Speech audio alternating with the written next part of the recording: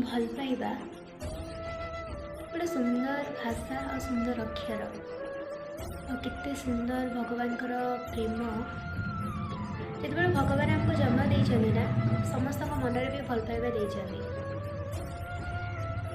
आजिकल भल पाइबा तो गोरा कलार तफात हो गलानी।